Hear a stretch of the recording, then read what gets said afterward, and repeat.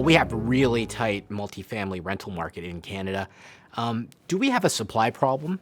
I mean, we could summarize our entire conversation by saying yes and just ending here. I mean, I don't think that we're going to get too much pushback on that concept, in particular with the industry we're in that sees it day in and day out. So, absolutely there's a supply problem. And, I'm sure you can remember the days, and they're not that long ago. I've been focusing on multifamily for about 11 years now, where Toronto, Vancouver had very tight markets, and then the rest of Canada was a bit of a mixed bag. But I underwrite deals in a ton of different cities across the country, and it's just standard that they all have this microscopic vacancy rate. It's universal, and towns you haven't heard of, and then you look at the vacancy rate, and it's 0.5%. So, do we have a supply problem? Absolutely.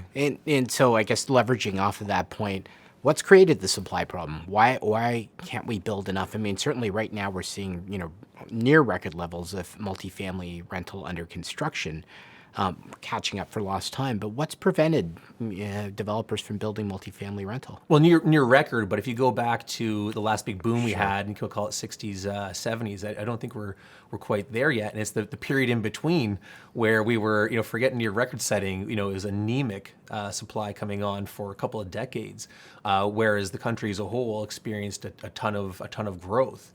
So of course, we might be having a great pace now, but we're still trying to solve, demand that was cropping up in the 70s, 80s, and 90s and not being met. So our backlog is unbelievable. And what do you think kind of caused the industry not to build to that point? Like, we're certainly trying to catch up for lost time now, which is a very big, difficult problem because we're seeing significant growth on the demand side too. What's prevented us from being able to ramp up as much? Well, I know. I was not paying attention to multifamily in the 70s. I was just getting ready to be born. But my understanding from those who were active then, largely it was regulatory. That there was a pretty robust market, and regulatory changes brought that down. And I know even now when you talk to leaders in the space, if they're talking about risks to multifamily, regulatory will be if not top of the list, for sure making top 3 of everybody's list. Right.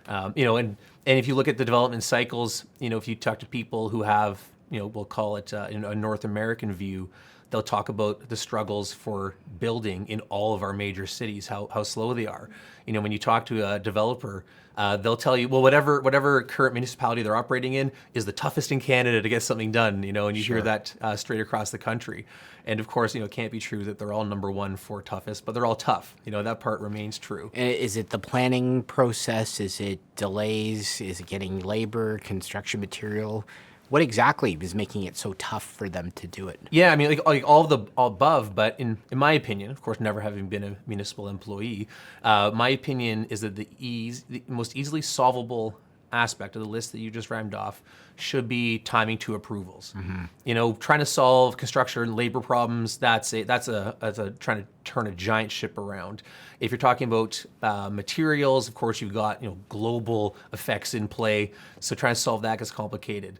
If you're trying to solve development timelines, is it just a horsepower issue? Do you need more people in approving these deals? Do you need to shorten that period? Absolutely. And if you look at in a pro forma for a development deal, that whole period is a huge chunk of the cost. If you can reduce that, you could greatly improve how these pro formas pencil out. Because people building today, they're not, making wild profits that maybe the media would have you believe. It is, is profitable, and it's build and hold, and it's good over time, and there people are making money at it. But it's not just a matter of showing up and you're, sitting on a pile of money immediately.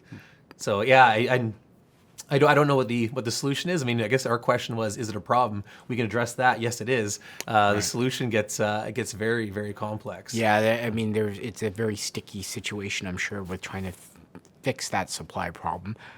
On the supply problem itself, are there particular parts of the market that are in dire need of supply? Kind of wondering, where are potential renters looking for product, and what kind of product are they not getting? Yeah, you always hear about family-based rentals being in short supply. Of course, that would be 3 bedrooms, if not even maybe 4 bedrooms if you have a large family. There's multiple reasons for that. Just as a financial incentive to do smaller units. People that when they get in them, they tend to not leave as often. But as we see a lot of Canadian cities shifting to a more rental-based for life marketplace, is going to become that much more important. This is not the Canada of 30 years ago where you rent until you're 29 and then use your job to jump into a nice big home. It's changed. The entire reality's changed, and we need to change with that. So 3-bedroom units, those would be critical if people want to be rentals for life. One area that was underserved but is being addressed now to some degree is the high income renters, the people that want to have a nice, luxurious, large space, but don't want to have the home ownership trappings. So that space, there's a lot of players now, at least in the major urban cores, that are delivering that kind of product. Very big per unit rent, but you're getting a lot of bang for your buck when you're forking over that cash.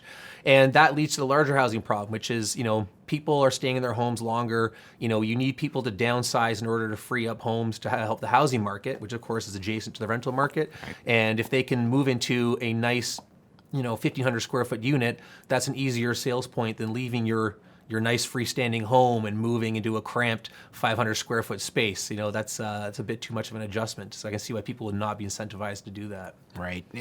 It's the life cycle sort of hypothesis of housing where you transition through over the time.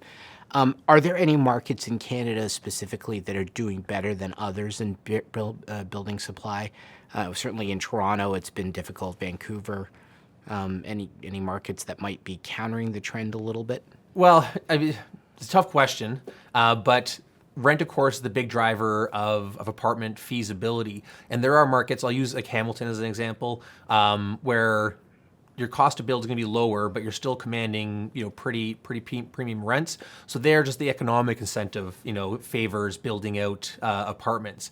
And so you do have markets like that where you're not paying a fortune for downtown Toronto acreage to build out your apartment site, but still command rents. Maybe not $5 per square foot rents, $6 per square foot rents, which we are seeing in Toronto and Vancouver, but you still are seeing rents in the high 3s or 4s. That can support a lot of development. But ask somebody to build in there now, how's the process going? They're probably going to tell you, it's slow, it's a slog, right. All the rest of it.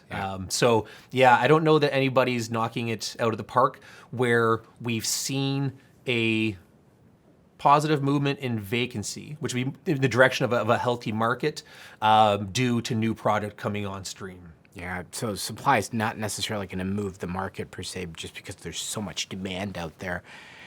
Interestingly enough, when we talk about the office market, we're almost talking now about being oversupplied. There's an excess supply of office that's starting to happen. Meanwhile, we got this undersupply of housing.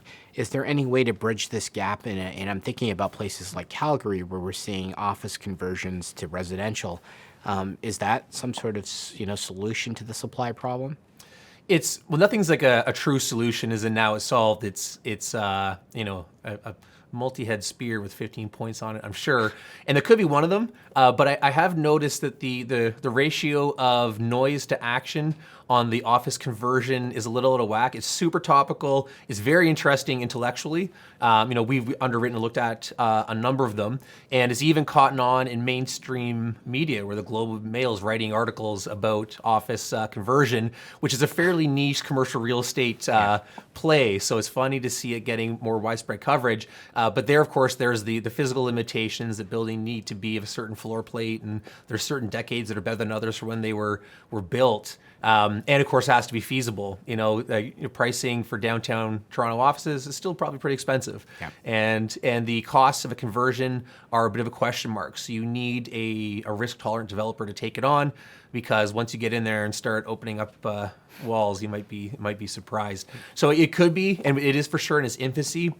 And where it is working, there's significant incentives to make it happen, which will probably be another part of making that bring product on stream. Because my understanding is that without incentives, it really doesn't work. Yeah, you need that buy-in from the government to certainly help, and I guess Calgary's doing that to some extent already. Yeah. Well, and then to counter that too, Blackstone announced just today that they want their workers back in 4 days a week.